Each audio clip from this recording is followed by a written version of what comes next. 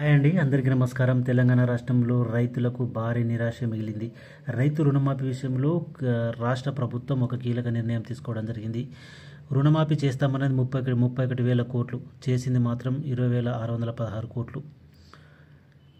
2 లక్షల పైన రుణాలు ఉన్న రైతుల కుటుంబాలకు రుణమాఫీ చేసేది లేదని, ఇది తమ ప్రభుత్వ నిర్ణయమని అసెంబ్లీలో వ్యవసాయ శాఖ మంత్రి ప్రకటించడం అయితే జరిగింది.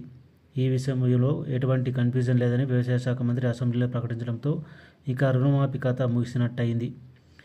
ఈ 2 లక్షలకు పైగా రుణాలు ఉన్న రైతులు ఆపై మొత్తం కడితే రుణమాఫీ చేస్తామంటూ ఇన్నాళ్ళు ఊరిస్తూ వచ్చింది ప్రభుత్వం. చివరకు ఆ రైతులకు మొండి చేయి చూపింది. సో ఎవరైతే 2 లక్షలకు పైన రుణాలు తీసుకున్న వారు ఉన్నారో వాళ్లకు రుణమాఫీ అయితే కాదన్నమాట.